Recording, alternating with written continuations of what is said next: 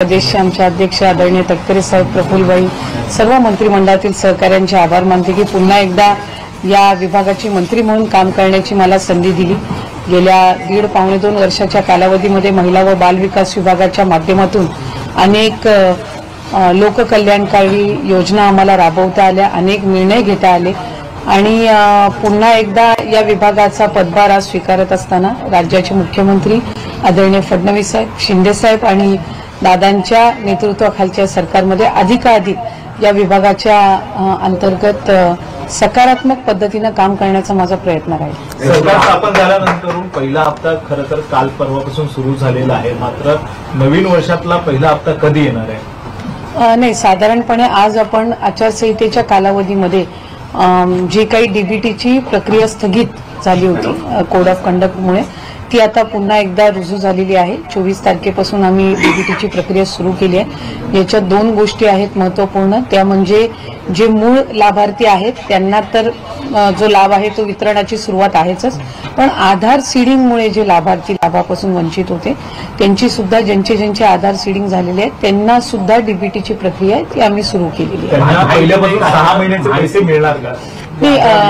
आम्ही सुरुवातीलाच ज्या वेळेला योजना जाहीर झालेली होती त्याच्यानंतर सुद्धा निकषांमध्ये एक गोष्ट जी नमूद करण्यात आलेली होती की जुलै आणि ऑगस्ट महिन्यामध्ये ज्या लाभार्थ्यांनी पात्र अर्ज त्यांचा दाखल केलेला आहे आणि जे अप्रूव्ड आहेत त्यांना त्या महिन्यापासूनचे त्या ठिकाणी मिळतील आणि त्याच्यानंतरचे जे आहेत ते ज्या महिन्यामध्ये त्यांनी रजिस्ट्रेशन केलेलं आहे तिथपासून निश्चितपणाने त्या महिन्याचा त्यांना लाभ हा मिळणार आहे। त्याच्यामुळे जुलै ऑगस्ट महिन्यामध्ये जे अप्रूव्ड आहेत त्यांना त्या महिन्यापासूनच मिळालेले आहे।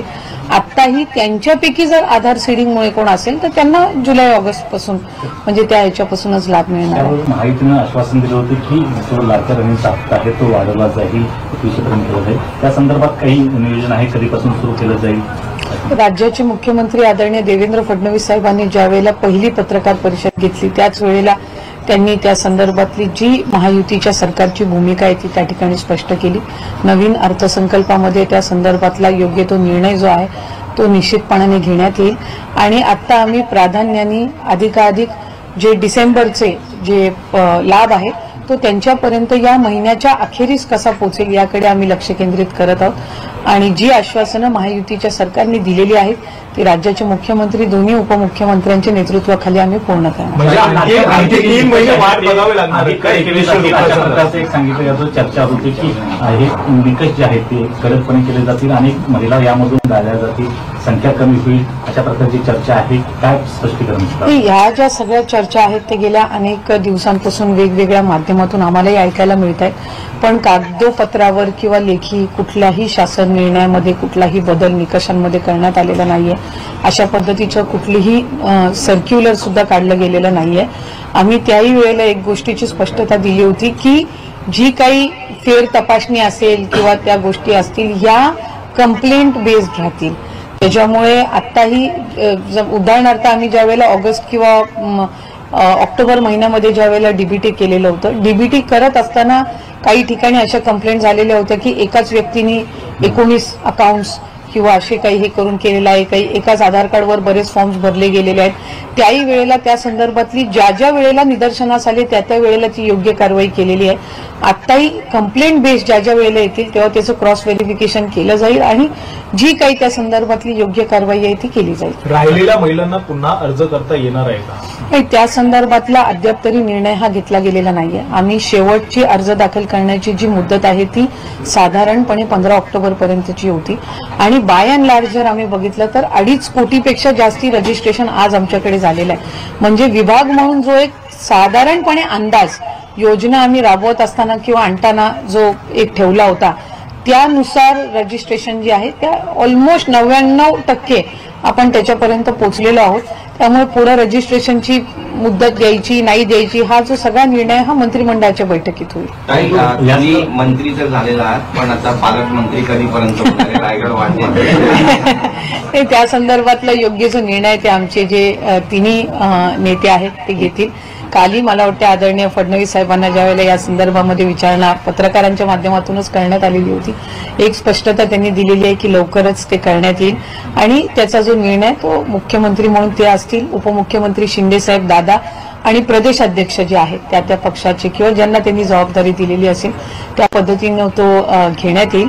मंत्री म्हणून आम्ही सगळ्यांनीच बहुतांशी जणांनी आज किंवा कालमध्ये पदभार हा स्वीकारलेला आहे.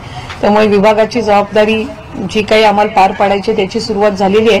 मला खात्री आहे पालकमंत्रीची सुद्धा जी काही योग्य ती वेळ आहे चर्चेनुसार सकारात्मक पद्धतीनं ते त्याही वेळेला जाहीर होईल. लाडक्या बहिणीला तुम्ही हप्ता देताय मात्र दुसरीकडे लाडकी बहीण सुरक्षित नाहीये अशा पद्धतीचं वारंवार दिसून येतं, कारण की कालचीच कल्याणमध्ये एक घटना असेल. या सगळ्या संदर्भामध्ये तुमचं पुढचं पाऊल काय असणार आहे? साधारणपणे आम्ही सुद्धा महिला व बाल विकास विभाग म्हणून गृह विभागासोबत जो राज्याच्या मुख्यमंत्री फडणवीस साहेबांकडेच आहे, अधिकाधिक कोऑर्डिनेशननी काय त्या संदर्भामध्ये महिलांच्या सुरक्षतेच्या दृष्टिकोनातून करता येईल ती योग्य ती पावलं निश्चितपणाने उचलू. कल्याणची जर केस आहे तर त्या संदर्भात मी सुद्धा तिथले जे संबंधित अधिकारी आहेत त्यांच्यासोबत त्या संदर्भातली माझी सुद्धा चर्चा झाली. मी सुद्धा त्या संदर्भातली प्राथमिक माहिती घेतली. जे आरोपी आहेत दोन्ही म्हणजे ते आणि त्यांच्या पत्नी, मला वाटतं त्यांनाही अटक करण्यात आलेली आहे आणि त्या कायदेशीर ज्या बाबी आहेत त्या निश्चितपणाने सुरू झालेल्या आहेत. आणि काल आणि आज आमची तीच भूमिका आहे की कडक शासन त्याला झालं पाहिजे. जास्तीत जास्त जी शिक्षा आहे अगदी फाशीपर्यंत जी शिक्षा आहे ती अशा या गुन्हेगारांना निश्चितपणाने मिळाली पाहिजे. मी जो प्राथमिक माहिती घेतली त्यानुसार त्यांची काहीतरी आधी सुद्धा 1-2 गुन्ह्यांची काही पार्श्वभूमी आहे. काही त्यांनी मेंटली अनफिट असण्याचे सुद्धा काही सर्टिफिकेट दिलेले आहेत ज्याचे व्हेरिफिकेशन सुद्धा सुरू आहे. त्यामुळे त्या संदर्भातली जी योग्य ती कारवाई आहे ती निश्चितपणाने करण्यात येईल. आम्ही महिला व बाल विकास म्हणून हाच प्रयत्न करू की महिलांच्या सुरक्षतेच्या दृष्टिकोनातून ज्या हेल्पलाईन्स आहेत इतर ज्या बाबी आहेत त्या अधिकाधिक गृह विभागासोबत त्या व्यवस्थित पद्धतीनं कोऑर्डिनेट करून आम्हाला ती यंत्रणा जी आहे ती अधिक सक्षम कशी करता येईल